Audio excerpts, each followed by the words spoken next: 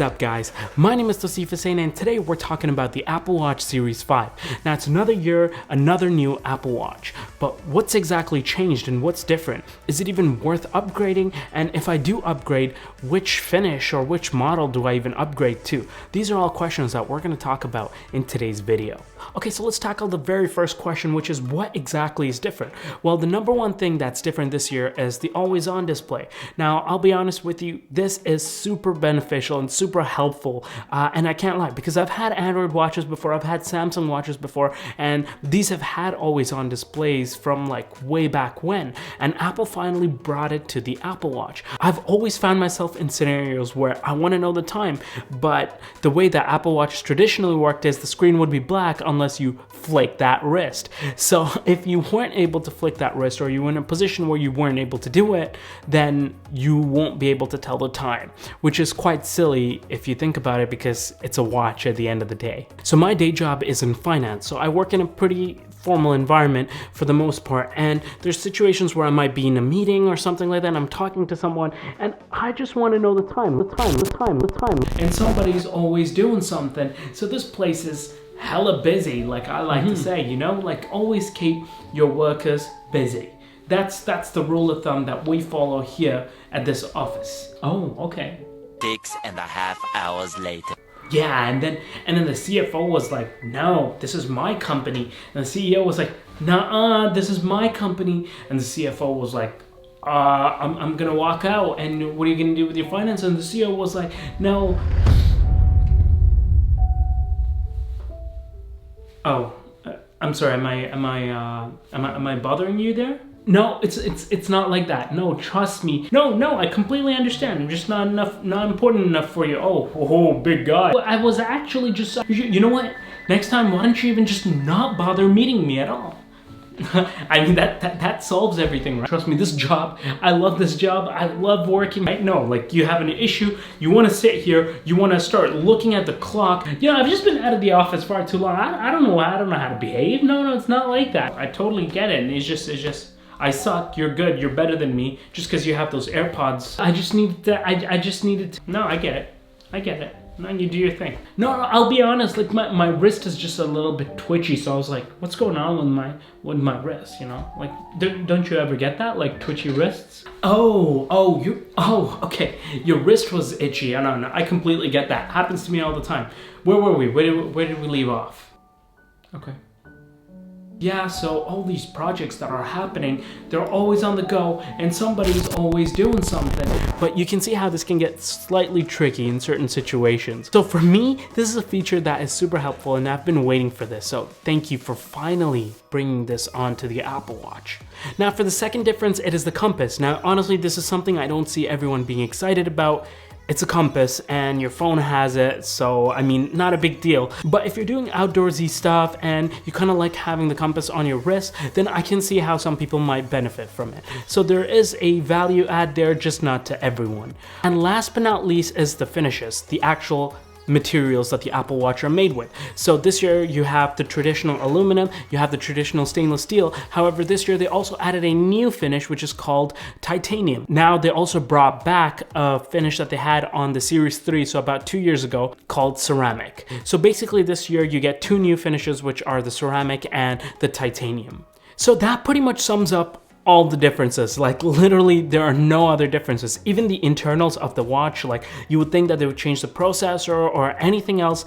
Nope, nothing. That is the complete list of differences. So that begs the question now, which model do I get? What's the difference between all the models that are offered? There are so many. Like if you just go on the Apple website and just browse through it, your mind's just gonna explode. So which one do you get? Okay, so I'm gonna go from what's the cheapest to the most expensive. So the first material we're gonna talk about is aluminum. So aluminum is the lightest of all the Apple Watches, and some people may like that, some people may not. So the good thing about it being light is it's good for workouts, and it's good for, you know, if you're wearing it all day, then you kind of just sometimes forget it's even there. So that's good. However, some people also like heavier watches, so they may not like how light that watch is. So to each their own. Go try it out. I personally like a little bit more weight, but I also do like how light it is. And it's a good way for you to pay the entry-level price and get all the newest features and the latest watch. Another big feature of going aluminum is the only category where you can decide whether you want cellular connection or not. So you can either choose to just get the base with the Wi-Fi connection, or you can also pay a little bit extra and get the cellular option, which if you upgrade from aluminum to any of the other finishes, stainless steel, titanium, ceramic, you're forced into cellular because there is no cheaper Wi-Fi model. However, the issue with aluminum is that the metal is not as strong as the other metals that are offered, so it can dent and scratch quite easily. I've had aluminum watches in the past that have scraped or dented a little bit or scratched, and also the screen is a little bit weaker. It's called an Ion X class rather than the sapphire crystal, which is offered on the more expensive models. Also, just because I know somebody's gonna ask, this has quickly become one of my favorite bands to pair with a black watch, and it's the black titanium band from Nomad. If you have an Apple Watch, you really need to check out the straps Nomad makes. I absolutely love their leather straps, and this is the first time I'm trying their titanium, and I am sold. Okay, next up, stainless steel. I actually really love this finish. Right off the bat, you can tell that the black stainless steel looks so good. It's like you can't tell where the screen ends. It literally just melts off onto the side because everything is so shiny, and it looks like the screen is just embedded into the watch. I've also owned this watch in stainless steel silver, and I also really like the look with that. It just looks classy, and the bands and everything just make that watch look really good, especially if you're wearing like a suit or anything in business casual. However, the issue with the silver stainless steel is that it scratches a lot easier, and you can see those scratches. However, you can buff it out. I've never actually buffed it out, but it scratches easier than the black stainless steel watch. And in my opinion, the stainless steel just looks and feels better than the aluminum. I know you pay more for it, but I really do like that look. However, the downside to stainless steel is that the watch is quite a bit heavier than the aluminum. It's a little bit heavier than I would actually like it. So it's like the aluminum is too light, but the stainless steel is too heavy. Yeah, unfortunately, that's the issue here.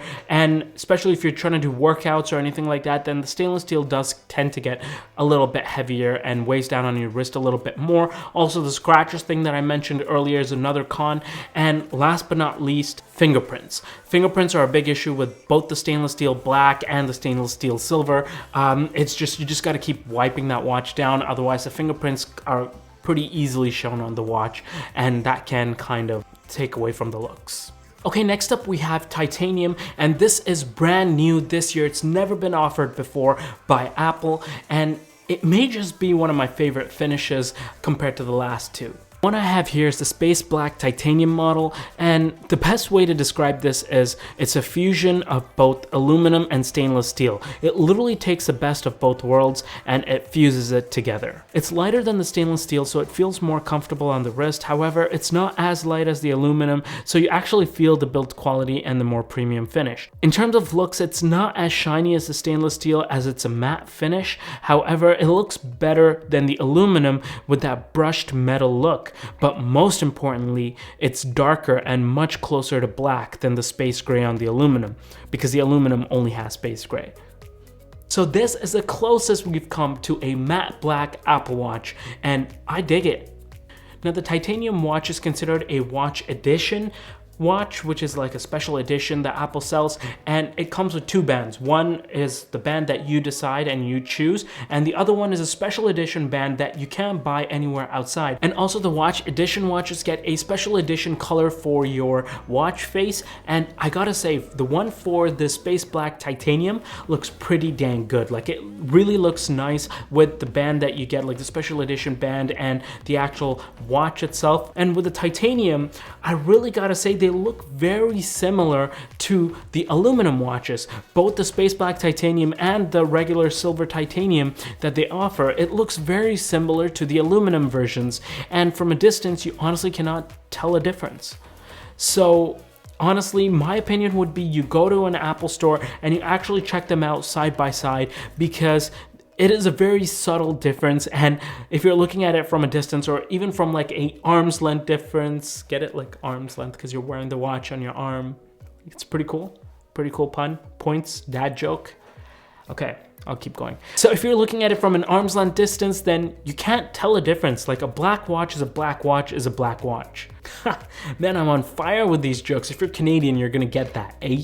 So like I said, Go to an Apple store, look at these all side by side, and then make up your mind. Last but not least is the ceramic finish, which is the one I'm wearing right now in this video. And if you want to know more about this, I'm not going to spend much time on it because I literally dedicated an entire video to the ceramic watch, and you can watch that over here. I'm just going to link it up here. So if you're interested in learning about the ceramic watch and why on earth it is $2,000 Canadian, then go ahead and watch that video. It will explain everything to you and you will know everything you need to know about ceramic pretty much.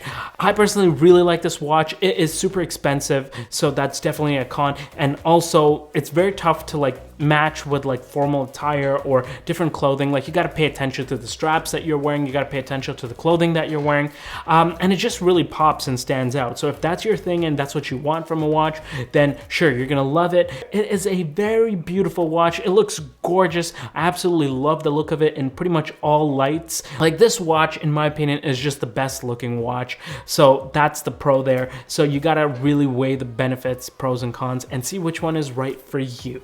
Okay, so that about sums up my video. So here's the bottom line. If you are on Series 4, I don't think there's any need for you to upgrade unless you want to change the finish of your watch or unless the always on display is a huge deal for you. That is the only reason why you would upgrade from a Series 4. However, majority of the experience you're going to get, pretty much like 90% of the experience you're going to get with the Series 5, you're already going to get with the Series 4. The internals, everything is pretty much the same. Now, if you've never had an Apple Watch before or you own a Apple Watch from Series 3 or older, then sure, yeah, the Series 5 is an awesome upgrade because you're already getting the new chassis that you didn't get with the Series 4 and you get a few more benefits. Now, in terms of finishes, I would probably urge majority of the people out there watching this to just get the aluminum one if you've not owned an Apple Watch before. And if you have owned an Apple Watch before and you've had the aluminum one before, then stick with the aluminum unless you really want to try something different and you want something that is more premium. In which case, if you're into formal attire and stuff like that, the stainless steel looks really nice. If not, then I would just pony up the extra 120 Canadian dollars and get the titanium over the stainless steel. Simply because it's newer this year and it's going to hold its value a little bit better. And I think more people are going to buy it at the end of the year if you're going to flip it or down the road. It's a new finish, and also you get a band in it, which kind of is in and of itself covers up half the difference of the price that you're going to pay from stainless steel to titanium. And also that matte black look with the titanium in space black, oof, I love that. Like, it looks really nice. And if you want to do something crazy and you just want the ultimate experience and you're going to hold on to your watch for years to come, or let's say you're business expensing it, or you just got a lot of money to blow, then sure, go ahead and get the ceramic watch. You can always flip it down the road and make back most of your investment. Actually, no, this is not an investment, Tausif. Alright guys, that's it for today. If you have any specific questions or are in a super big dilemma and you just need help figuring out which one to get, let me know in the comment section down below. Let me know your issues and what you're looking for. I am there to help you guys out. I read every single comment and I respond to everyone. I do not discriminate. So if you found this video beneficial and if you found it helpful, then make sure you guys go ahead and crush that like button. If you like content around tech, gadgets, filmmaking, and lifestyle, then make sure you guys go ahead and smash that subscribe button. And as usual, I will see you guys on the next one. Peace.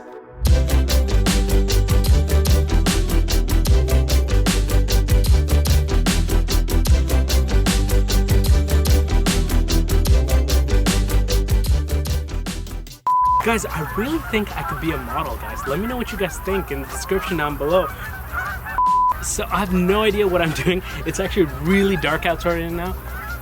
And it sounds like I'm about to be attacked by like a bunch of geese. I have no idea what I'm doing out here this late. I don't know what is going on here, but it's like a full out geese hotbed out here.